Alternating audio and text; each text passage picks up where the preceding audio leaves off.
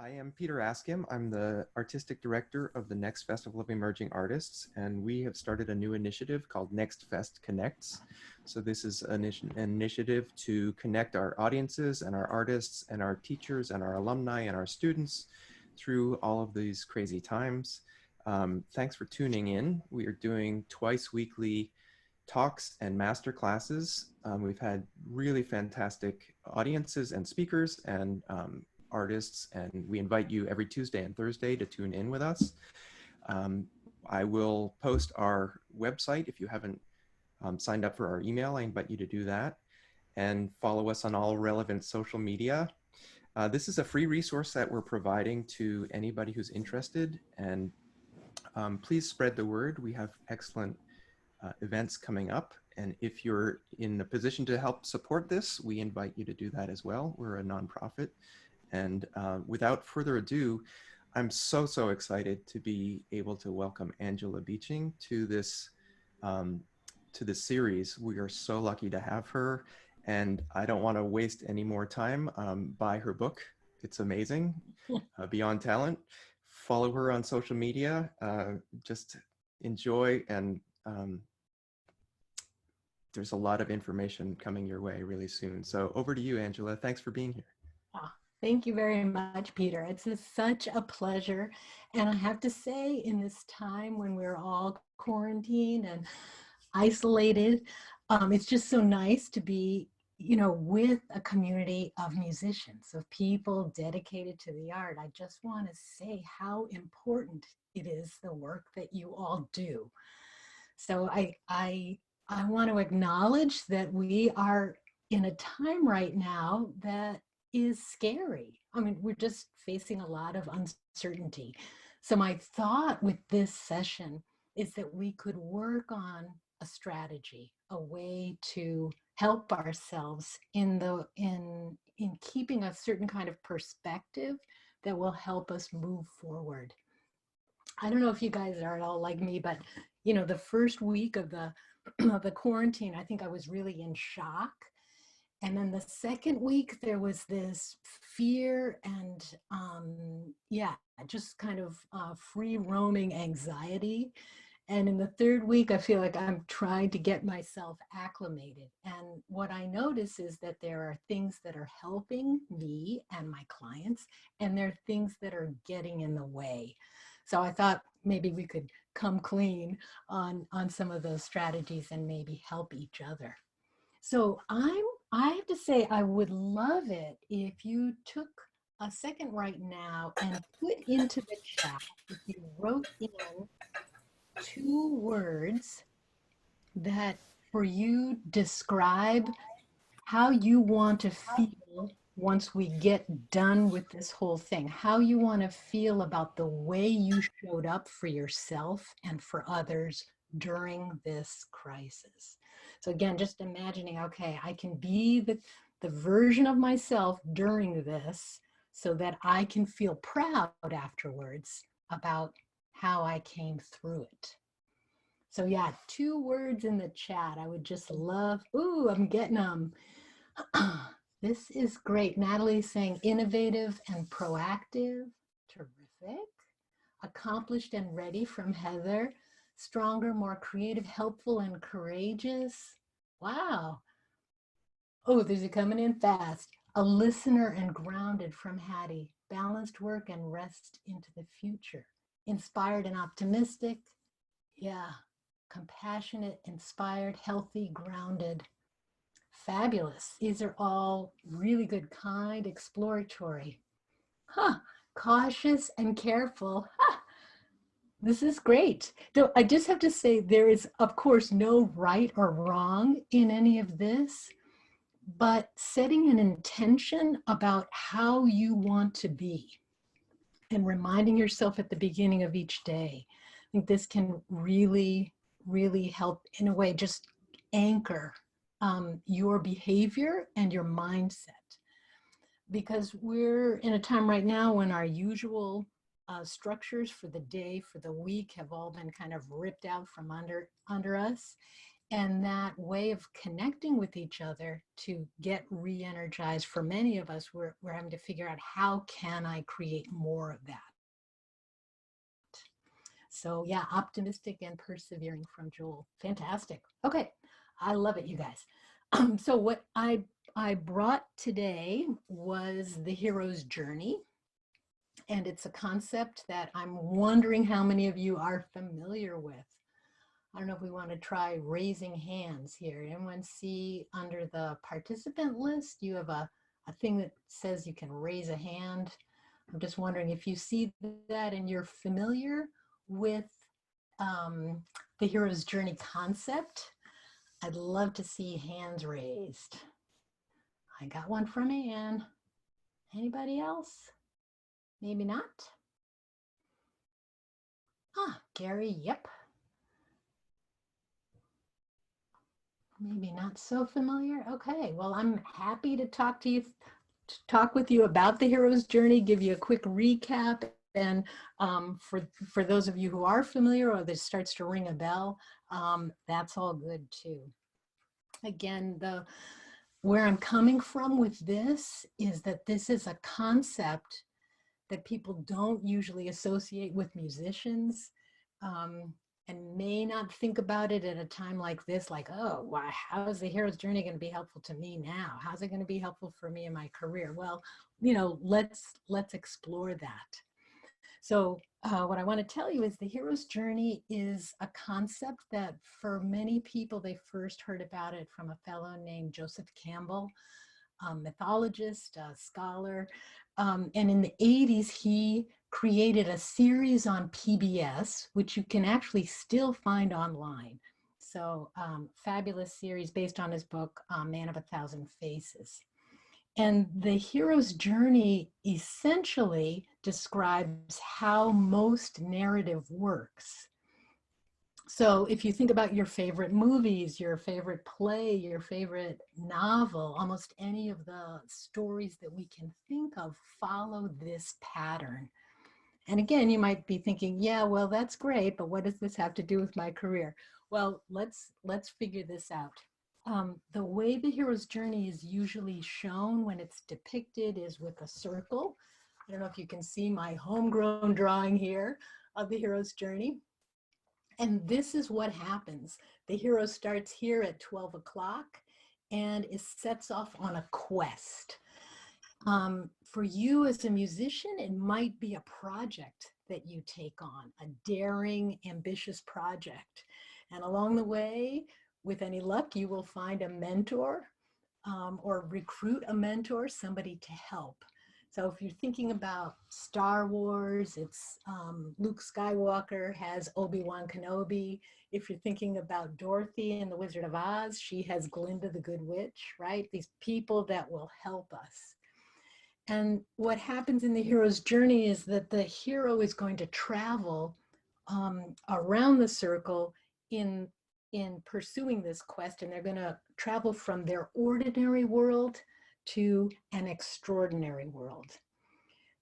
This is what happens in any myth, but it also is what happens in life. We quickly get outside our comfort zone, right? We're suddenly, whoa, I don't know where I am. And I have to say, we're in a huge collective hero's journey right now because we, as humans, are in the zone of an extraordinary world, right? What's going to happen here once we cross that threshold? We will find allies. You know, think about Dorothy and the Scarecrow, the Cowardly Lion, the Tin Man. Think, you know, Luke Skywalker finds a whole set of allies, and we're also going to run into trouble, right? Challenges, big challenges, dragons to slay, all of that good stuff. In any James Bond movie, there's a whole series of these kinds of things, but you can also think about the magic flute as a series of challenges. Trials that the hero goes through, the protagonist goes through, our main character. And they're going to hit a place at the bottom of the circle that is often referred to as the all is lost moment. this is really where you think for sure our hero is in for it, is done, right? Where you think James Bond for sure is going to get killed. There's no way he could get out of this, but because you know it's a franchise, it is a series, he's somehow going to come out of it. And this is where our protagonist actually turns into a hero because they get through this point. And I just want you to take a moment right now and think about any challenging project that you've ever undertaken, musical or otherwise, right?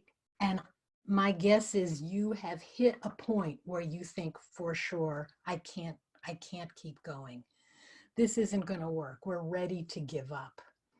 I know for me, writing my book, absolutely. I would, each chapter, even in these revised versions, I would routinely hit this point.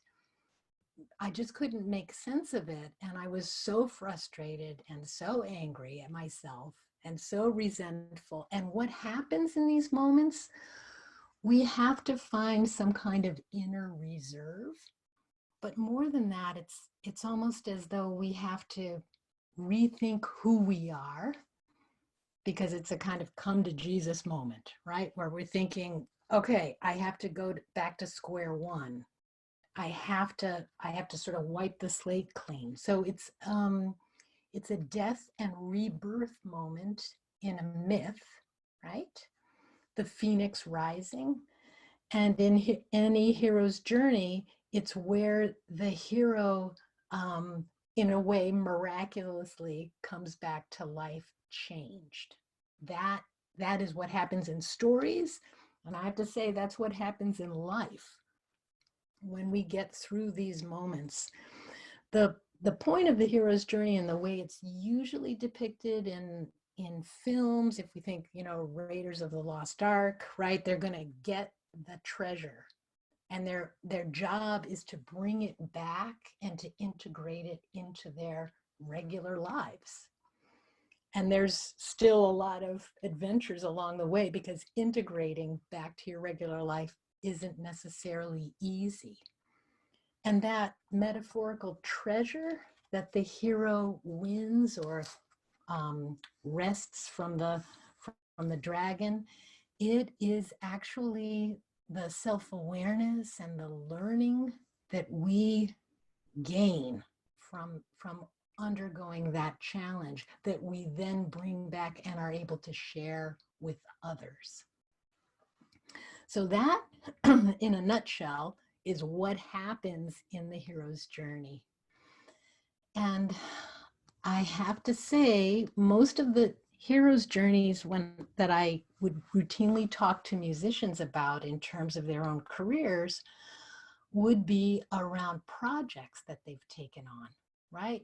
And very typical for musicians, I find, to have in the back of their mind some fabulous dream project that they just haven't gotten going on yet, right? And a lot of times we'll say to ourselves, well, I'll get started when I have more time, or I'll get started when I feel ready, or I don't have quite enough money to get this thing going, or I don't know all of this, I don't have all the skills needed, right? We, in a way, we pretend that there's always tomorrow to get these things started. And I have to say, if the current crisis we're in teaches us nothing else, it teaches us that we don't have an endless series of tomorrows in front of us, right? The time is now. And so if we've been saying to ourselves, yeah, I don't have enough time to do this, well, I don't think we have that excuse anymore.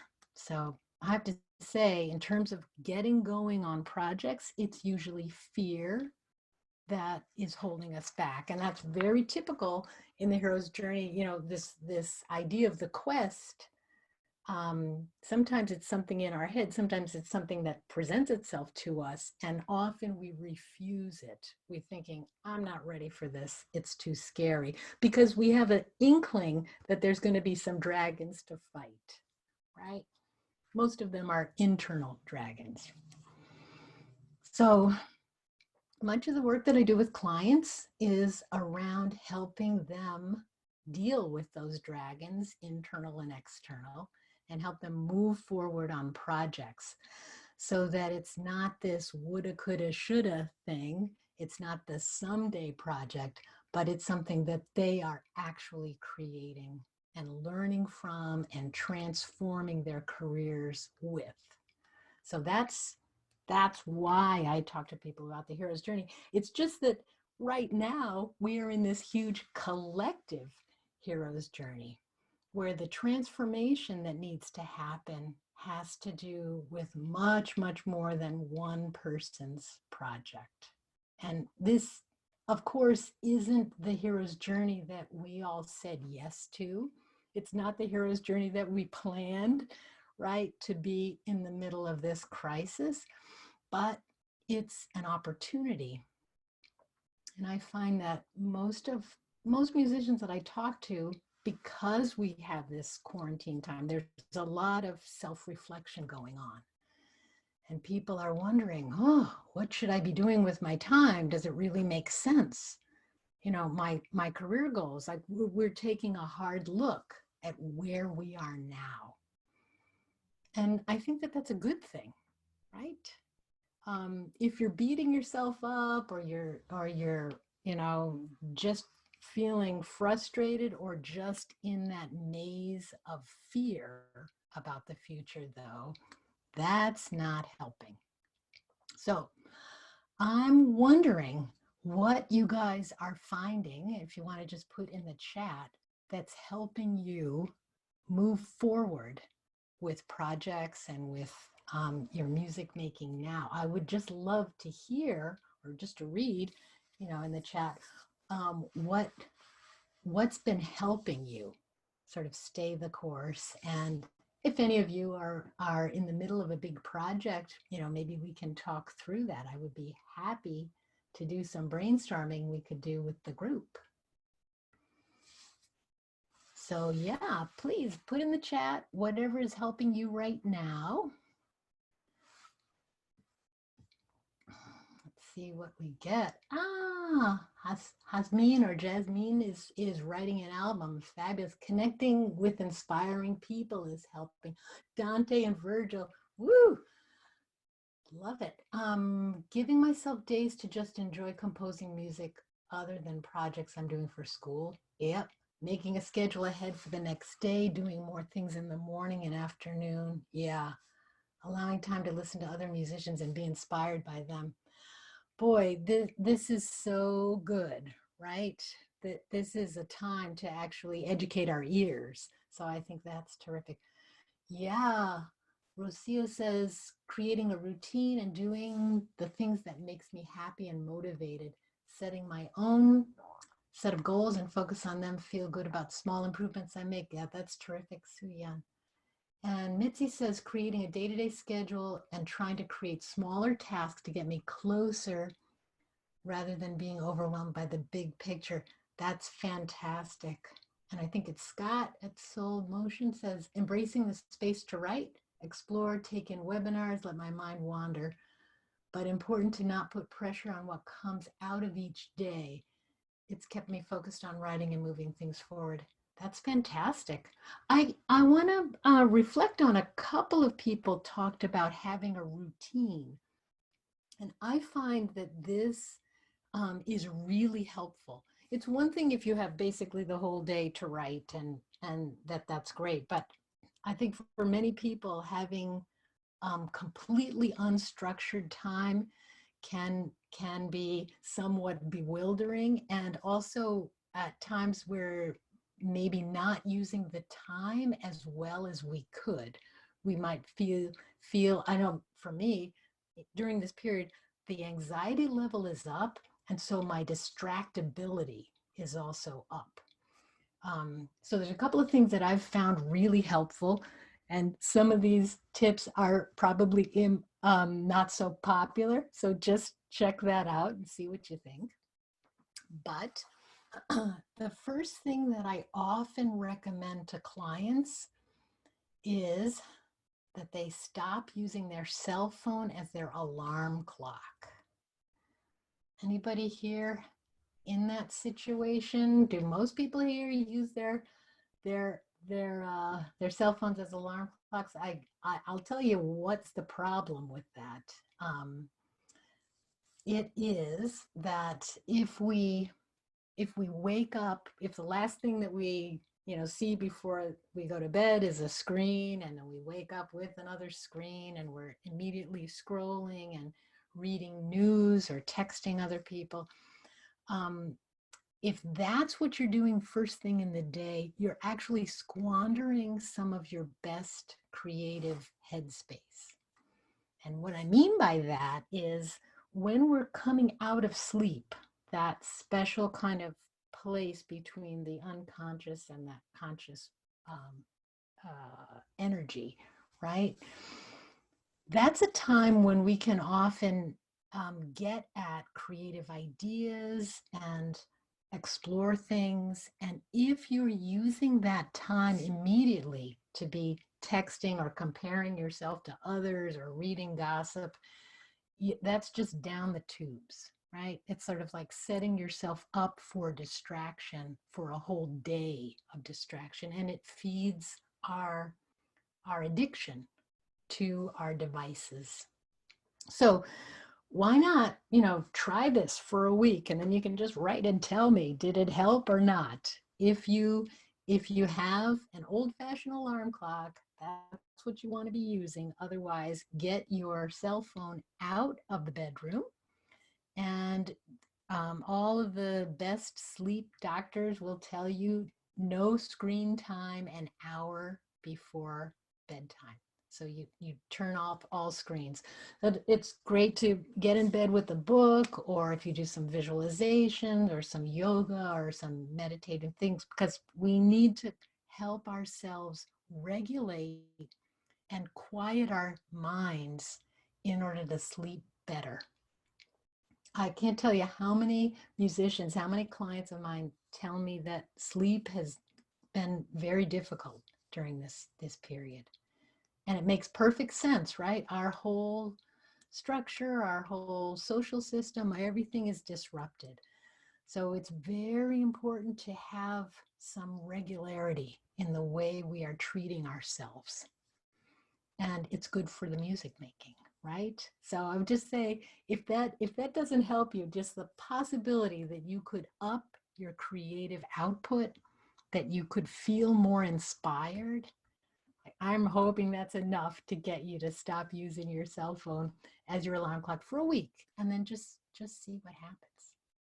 And the other piece of advice that I often say to people is, if you're not going to do any of that texting or news consumption or any of that first thing in the morning, then to really be intentional about how you use that first hour or that first time block that you've got in the morning. And for many people, setting up a kind of routine, almost like a ritual about how you approach starting practice or starting to compose, this can also be a great way. It's like you're working with your subconscious to get the muse to show up, because you're showing up every day at a regular time, and you're quieting your mind and you're getting into the zone. There's a lot that we can do to help ourselves have a more productive, more creatively productive period. And I don't know how many people here are familiar. Oh, this is good. We've got people who are using apps to help me focus. Great. I have profiles for different times of day that block most unhelpful phone functions. Yeah, airplane mode. Yeah, you don't want any of those kinds of interruptions. That's really, really helpful. For those of you who have any kind of meditative practice or yoga or Tai Chi, I practice Qigong. This can be helpful as a start of the day to sort of connect your spirit and your body, and also to get in a place where you can focus more. Other people will take a walk. Some people pray. There's all kinds of ways to help yourself. And like anything else, I would say imagining that you can practice at peak level of concentration for a real chunk of time is a fantasy, right? Like for, oh, I'm going to, practice for 4 hours. No, we all know it's those smaller um, portions that are really intentional. You know exactly what you're focusing on. This is my warm-up time. I'm especially working on this, that, or the other thing, right? I'm listening carefully for legato or whatever it is you're focusing on. That's the way to move yourself forward. So there's this wonderful technique called the Pomodoro technique. I don't know if anyone is familiar with that. Anybody? Yes, I'm seeing a head shake there from Heather. Yeah, I have to say, really, really helpful. Um, for those of you who haven't heard of it, the Pomodoro technique is named for those funny little squat tomatoes that are made into kitchen timers, with the idea that you set a period of time and then you just focus in that period. And the way it's taught is 25 minutes, and then there's a 5-minute break before you would do something else. But I have such a short attention span, I say 20 minutes. And here's how I've worked this, not just when it's a writing or practicing or artistic project, but I've done this for grant proposals. I've done it for emails that I was procrastinating on like crazy. So here's what happens. I identify the thing, the task that I have been avoiding like the plague, and I make an assignment for myself. I actually put it in the calendar, like, okay, it's 3 o'clock. This is the time I set aside. I designated it in my calendar to send that damn email that I've been too afraid to send, right? And I'll set 20 minutes because the truth is, I can stand to do anything for 20 minutes, right? It's not going to kill me. And what happens is, okay, after the 20 minutes, I either think to myself, oh, that wasn't so bad. So a lot of times I can just go for a little bit longer, right? And finish the job or make a good stab at it. Or I do the 20 minutes and at least I can say to myself, I put a dent in this and I'm willing to come back tomorrow and do the next piece. Right? So taking large projects, dividing them up into small things, identifying the one scary thing that you've been avoiding, and then set a time for yourself and designate, uh, allow, specific time, make time for that thing. Because my favorite thing is to get to the very end of the day and to be able to pat myself on the back because I did the scary thing. I did the most important thing that I needed to do that day. And I can feel proud. Like those 2 words that you guys put down at the very beginning, how you want to feel at the end of this crisis for the way you got through it. Some people put courageous in there. That's part of how I want to feel too. And that's showing up and doing the stuff. Okay, we're getting recommendations for the Forest app, which I haven't heard before. Anne says it's great and you can set it for any amount of time you want. If you stop the time before you said you would, your tree dies. Oh my God, that's a lot of pressure. As you successfully focus, you build a forest of focused trees. That's fantastic. You know, a friend of mine, and I'm not going to remember the name of this app. She uses an app for meditation time, and you get to choose the gong sound that it's going to make at the end of the 20 minutes. And she finds this really, really helpful. And I just love that idea of hearing that pitch. Um, exactly where, oh, insight timer. Yay. Oh, that's it. Yeah. Fabulous, Peter. I'm glad you called that. Cool. Okay. I think we've got time here to hear about what is getting in the way for any brave souls. I would love to be able to work with someone who's either feeling stuck or just a little stalled with a project. Happy to for us to talk through some ways to manage any of that. Anybody? And if you want to talk, you're all muted, but you can press your space bar to unmute yourself. Yay. So I'm open for questions or projects or whatever. Hi. Hi. I have a project that I started. Um, I'm still building it. It's about commissioning pieces Yeah. regarding women's issues and inequality. Right now, Mm-hmm. I have one commission, and with the composer, we're working of the music, and it's centered mostly in the North America area. It Mm-hmm. talks about the Highway of Tears in Canada. The second movement is about the feminicides in Ciudad Juarez in Mexico. Mm. And the third movement is about Black women that are more vulnerable to be killed than other people. Uh-huh. And I have had this plan of also commissioning from composers in Mexico Mm-hmm. because I am American and Mexican citizen, and I think that now that I have been living in both countries, I spent this my perspective of how is this situation of social a little bit of the social situation for women. Um, I have had this project planned from. I have been thinking of doing this for a couple months now, but it has been hard to just, I don't know, start building it and create the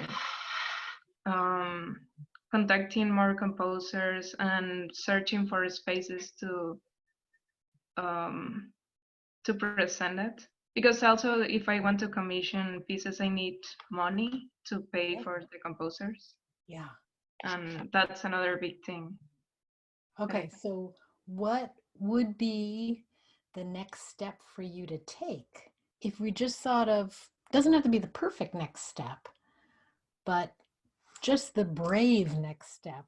If you were going to say, okay, tomorrow I'm going to take an important step forward in this project, a small but important step, what could that be?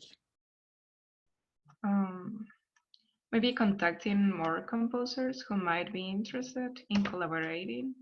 Oh, how would you do that? Um, there are certain composers like Gabriela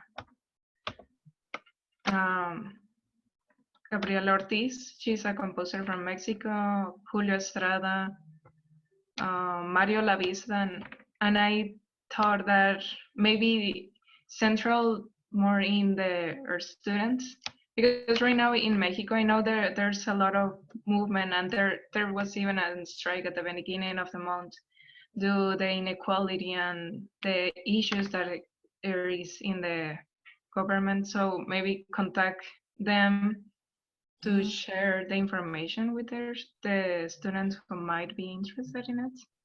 Huh. Okay. So I guess my question is, how are you choosing which composers you want to commission?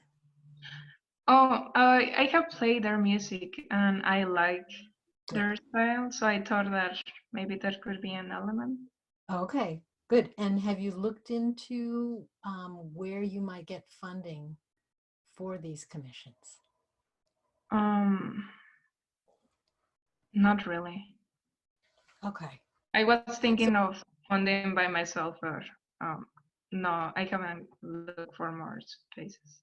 Okay. Well, one thing I would just recommend, and I actually think Anne mentioned this on Tuesday, I think, the organization New Music USA, you can look them up online. They have a wonderful PDF guide about commissioning composers that gives some basic information and some ideas around this. And I think a lot of times people just think, oh, well, I'm gonna apply for a grant, or I'm gonna use Kickstarter, or I'm gonna find individual donors, or I'm gonna do this, that, or the other thing. So this is a great reason for you to be reaching out to other musicians who have commissioned composers and just collecting ideas on how you might go about this funding.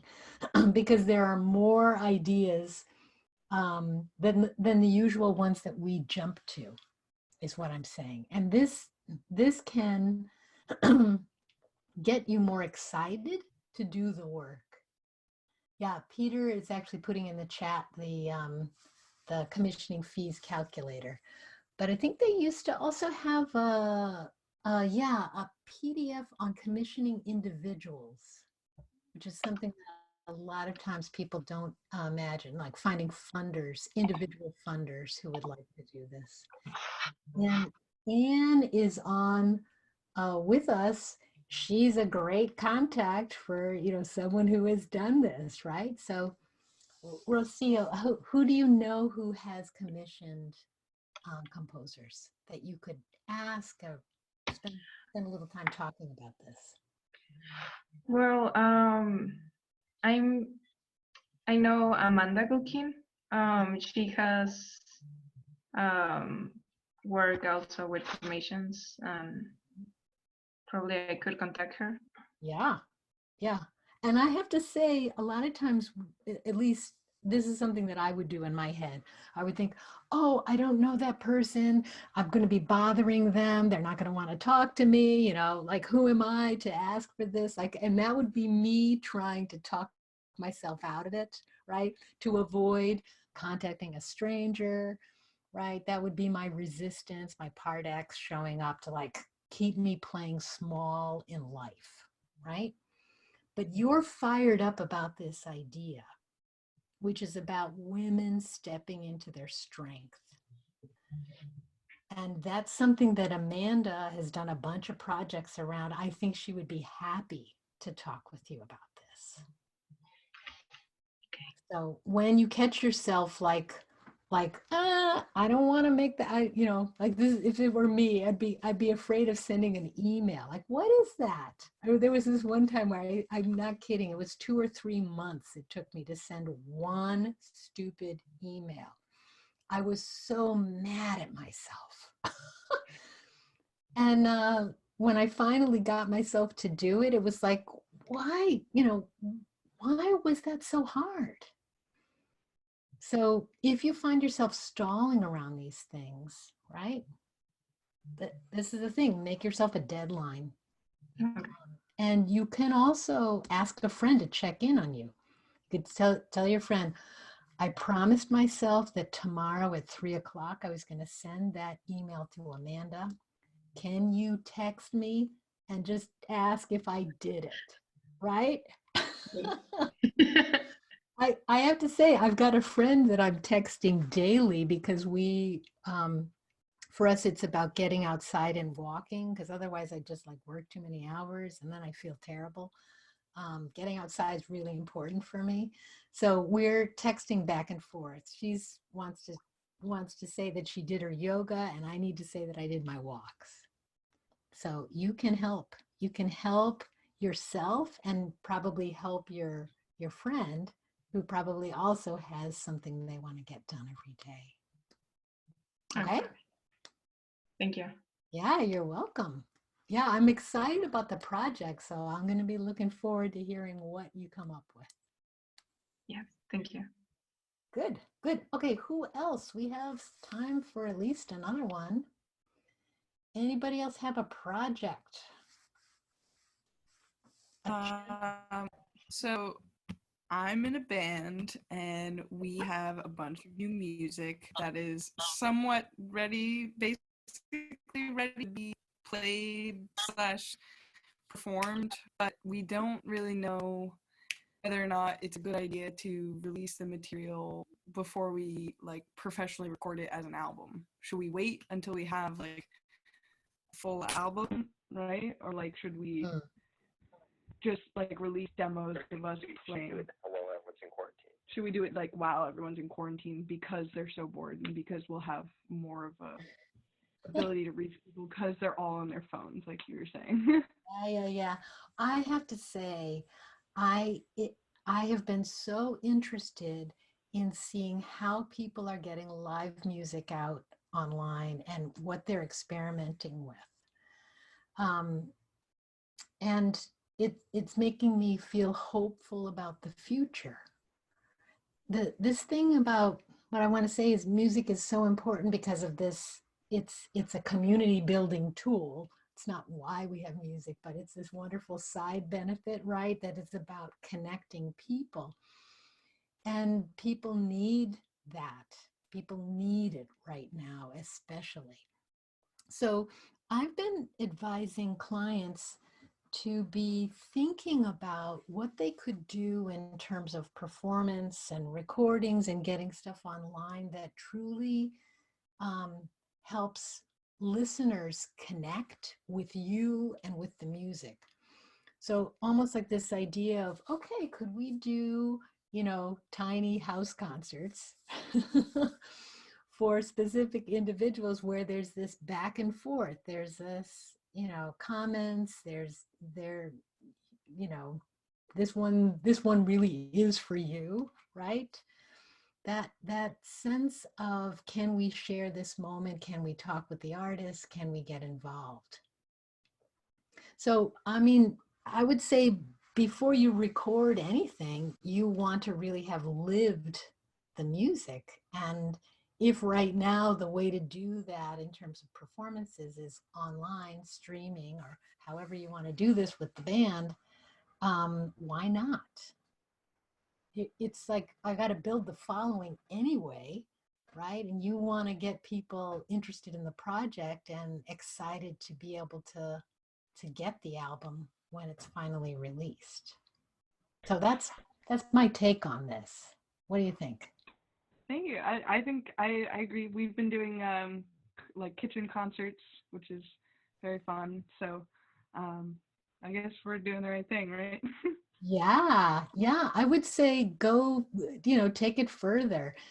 The way I think about this is, here's this thing that I want to do. And here's like the safe version of it. Like, I think, it's not going to offend too many people. And here's like the wacko version over here.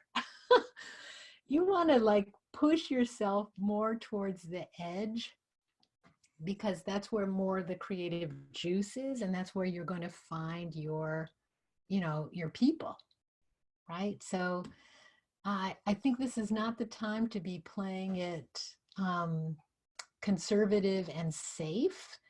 I hope this makes sense, what I'm getting at. But the finding the edge for your band in terms of really what you want to communicate and how to be as real and direct and authentic with your audience, because that's what people need. Thank you. That's awesome. Thank you very much. Cool. Yay. We have time. Anybody else? I have a question kind of related to both what you were just talking about and like in the bigger picture. So like I've had this idea for a while in my head of like some kind of ensemble I want to make, or project that I want to do, but like in the first place it requires me musically to go really far outside my comfort zone. And like I don't know, I think most of us are probably like classically trained in some way, right, that are on here. It's like, right, so tell me, what do you have in mind? So I want to do more like folk music, fusion type music. Yeah. and it requires me to like improvise and learn by ear and do all those things. So for a long time I procrastinated it. Now I'm like semi proud of myself that I've signed up to take lessons with a colleague who is just on the other side of the spectrum as far as all that, and that's really fun. It's been really engaging, but I have always like been afraid to like put myself out there in that way. And it's hard to know where like that middle ground is. Like, am I just gonna show up to jam sessions? Like, when do I know? So I was like curious about what your thoughts are about like how far you would push these things and like how you find, because you know, of course the great thing is to go out and do everything and put yourself out there, but you also don't want to like look really crazy in front of like all your colleagues or like prospective colleagues as you like struggle to remember what a pentatonic scale is. Ah, yeah. Yeah. This sounds like resistance, right? Like, I mean, think about it. It's like that old question, what would you dare to do if you knew you couldn't fail, right? But the thing is, we can fail. But it's sort of like, what's the story we are telling ourselves about what that failure means, right? So let's say you do, push yourself further in a jam than you'd ever done before, right? And you say, okay, that was somewhat excruciating, or that was awkward in a couple of places, but wow, I learned something, right? So you can push yourself even in the relatively safe container of a jam session, right? And that's the way you're going to get closer to, okay, what if I did a mini house concert or a kitchen concert like we were just hearing? And I live streamed it, but I only told, a set of friends that I'm going to do this. What's the worst thing that could happen? You tell me, Mitzy. What would be the worst thing that could happen? I mean, I just don't want to like lose my credibility I'm already like a performing musician, you know, and I don't want to lose my credibility or seem like I'm totally going off my rocker or something like that. Does that make sense? Okay, so I just want to say, I mean, let's go back to the hero's journey for a second here. What we're talking about is the dragons down here of your fear, right? And the loss of status. If like, oh, they're going to see me freaking out, or that I'm not an expert in this other area. But what's the possibility here? That they see you confronting your dragons. And wouldn't you cheer on your friends and say, wow, she did that? Like, and normally what they're thinking is, oh my God, I could never do that. Look at her. Look at what she did. Yeah. So this is what happens when we get past those points, because let's say it doesn't go that great. What will you have won? You tell me. If it doesn't go so great, what will you win from doing that? Humility. Yeah, nice dose of humble pie. What else? What else? It is always like even, I mean, at the end of the day, I know that like when I do something that puts me that far out there, Yeah, I do always like feel sort of proud of myself for doing it, even if I'm terrible. Like, yeah, like taking lessons in anything that I can't quite do or something. yeah. Even if it's, but it's just scarier when it's like music in particular, you know. Okay, let's just remember what music is for, right? You know what I mean? I have to say, this is like all the classical training that we've had really gets in the way. Like, what is music really for? It's like for celebrating. It's for processing big emotions. It's for being human, right? It's for being real. And I don't think you would be interested in this other area if there wasn't some real creative challenge there that you wanted to explore.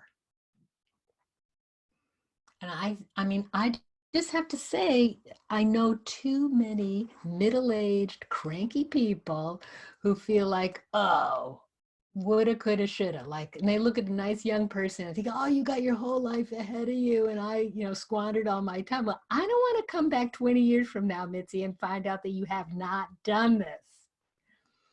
Right? Yeah, I don't want to either, so that's why I'm trying really hard to like. Okay, so what if you set yourself a deadline? What if you said, okay, I'm going to do my first kitchen concert or my first garage concert or whatever it is, even if it's just like for, 3 different households of friends, right? That they're gonna, connect up with you. Can you set yourself a date? You're gonna say, whew, May 1st, or I don't know what. You tell me, when are you gonna do this? Maybe mid-June. Ooh. I have recitals in the middle, so. Okay, mid-June, huh? Okay. Now this doesn't have to be 20 minutes. Doesn't have to be 45 minutes. What could it be? It could be, 3 improvs and a couple of jokes, right? Right? Right? It's true. You could say. So I'm just saying, if you set, want it to be early. yeah, because the earlier you do it, right, the faster you get it done, and you think, okay, I could do more of this. Or I'm going to write a song with a friend, and we're going to, I'm going to do a version, they're going to do a version. It's going to be like a back and forth. Like you can play this a bunch of different ways. Okay. Cool. All right, I just want to invite Sheila to say something about this conversation, because I'm thinking it's sort of maybe a little bit. Yeah, that's right up my alley. You shouldn't be afraid. I have a good friend in the Boston Symphony, and I met her. I've done some subbing in the Boston Symphony, but she found out I did this fiddle playing, and she decided that's what she wanted to do. And I really admire her because she dove in, as uncomfortable as it is as a classically trained violinist, to, I mean, Yo-Yo Ma has done this. Everybody's done this, crossed over to other things. I'm not a crossover artist. I always did both. I've always done 2 things at once. I'm like 2 separate people. And finally, my worlds can talk because it's okay. People like Yo-Yo Ma made it okay. So it's totally okay. No one's going to judge you for, Mitzy, for doing anything outside of what you do now. And so this violinist friend of mine, she completely immersed herself, and now she plays gigs, and she got other BSO players to join her. So like really well-known people, like a bass player in the BSO joins her, and they do gigs. And she was running a fiddle weekend in Tanglewood in March. It got canceled, unfortunately, but she was running a fiddle weekend. So like, and she talked about the journey, how she met me, and then she kept playing. She sits in sessions. She starts sessions. Wow. So you could totally do it, and you'll enjoy the journey. Wow. It's not perfect. You're learning a new thing, It's like me trying to venture into like jazz or something that's really a little outside my comfort zone, I mean, I do some improv, but it's, it's not that far. It's just fiddling. So yeah, don't be afraid. I was dying listening to you talk about this. So just like take some lessons, or listen. Yeah. Just listen to people play, and and try to get in that. It's a groove, Yeah. So yeah, you shouldn't wait till tomorrow to do this. Yeah, I'm taking some lessons. Like, it's the in between is kind of scary, but I think I'm just gonna do what you said, Angela, and just maybe do like a Facebook Live thing, and like after my next lesson or something. And Good. Go for it. It's uncomfortable, but you don't learn anything unless you're uncomfortable. That's right. that's where all of the growth happens, right? We have to get through those all is lost moments. Yeah. And that's where we are right now. Oh, cool. We are at time, Peter. Yeah. Yeah. So this has been really fantastic.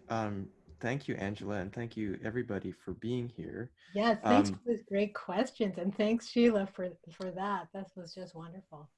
Yeah, really amazing questions and a lot of courage and some really great information and support. So I just posted a few links to the comments section, including Angela's website and a link about her book. Also, a link to the website for the next festival. And if you are in a position to make a donation so that we can keep on doing this, we would love to have it. This is a free resource for all of you.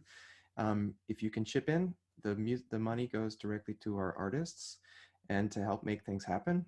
Join us next Tuesday for some video strategies with an amazing, if you don't know her, Nare Soul makes these incredible music, piano composition videos that you unlike anything you've ever seen. And then next Thursday, Megan Enan is going to be talking about career strategies. So we have lots of great things coming up. We have events all the way through the middle of May, and we're going to keep on doing this for as long as this goes on. So again, thanks so much to Angela and to all of you for being here. It's been fantastic. Thank you, Peter. This has just been great. And I have to say, on my website, if you wanted to sign up, there's a weekly blog post, a newsletter with career tips and inspiration. And a lot of people sign up for my Facebook group, Musicians Making It. So these are other places where you could write in with questions. I'd be happy to entertain those. What a terrific group. Thank you, Peter. Yeah, absolutely. Thanks for doing this, and thanks for being part of it. And we'll see you next Tuesday. Stay safe, stay healthy, stay creative. Bye-bye. Bye. Thank you.